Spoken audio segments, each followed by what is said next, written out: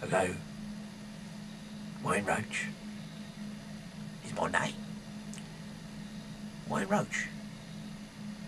I'm the lead singer in the band, the rock and roll band, the Strawberry Jam. We've got a new album coming out soon.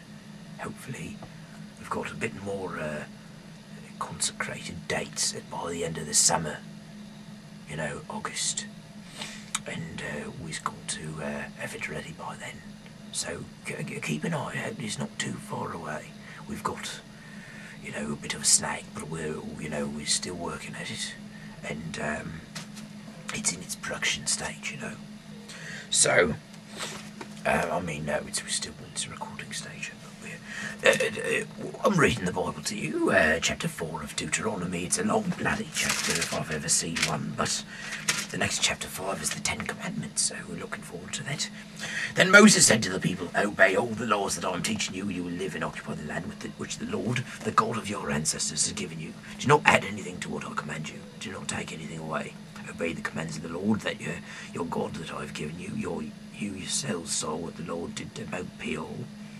He destroyed everyone who worshipped Baal there, but those of you who was faithful to the Lord your God are still alive today.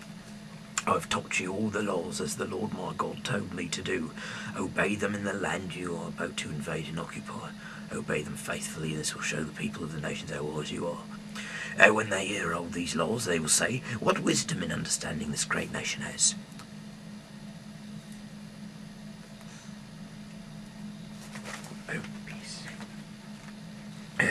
No other nation, no matter how great, has a God who is near when they need him as the Lord our God is to us.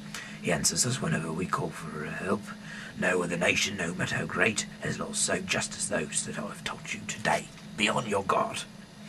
Make certain that you do not forget as long as you live what you have seen with your own eyes. Tell your children and your grandchildren about the day you stood in the presence of the Lord and your God at Mount Sinai, when he said to me, assemble the people, I want to hear what I have to say. I want them to hear what I've got to say, so that they will learn to obey me as long as they live, and so that they will teach their children to do so. Teach your children, well, tell your children how to, you went and stood at the foot of the mountain, which was covered with thick clouds of dark smoke and fire blazing up to the sky. Tell them how the Lord spoke to you from the fire, and how you heard him speaking, but did not see in any form at all. He told you what you must do to keep the covenant he made with you. You must obey the 10 Commandments which we wrote on 2 stone tablets. The Lord told me to teach you all the laws that you are to obey in the land that you are about to invade and occupy. When the Lord spoke to you from the fire of Mount Sinai, you did not see any form. For your own good, there make certain that you do not sin by making yourselves an idol in any form at all, whether man or woman, animal, bird, reptile, or fish.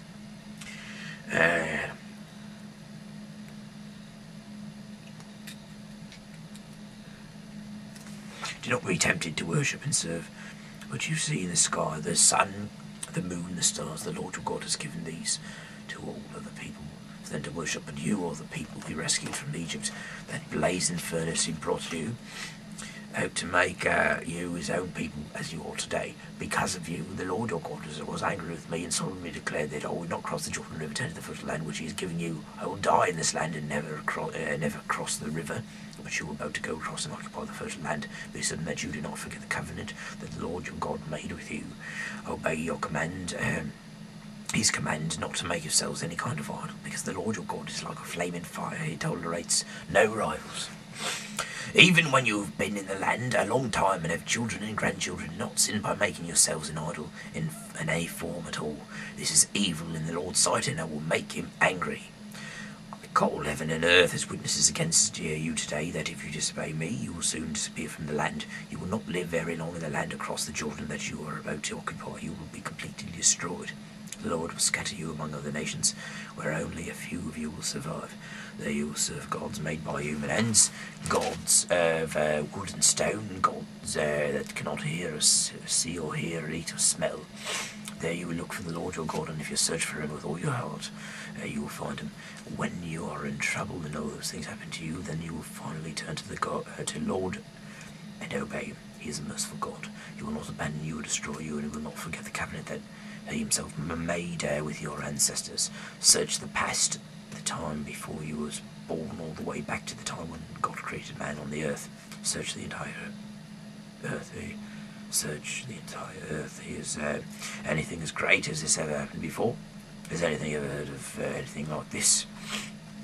If any people ever lived after hearing God speak to them on the fire, as you have, has any God ever dared to go and take people from another nation and make them his own, as the Lord your God did for you in Egypt before your very eyes? He used his great power and strength. He brought plagues and war, worked miracles and wonders, and caused terrible things to happen. The Lord has shown you this to prove that he is alone, to prove that to you that he alone is God and that there is no other.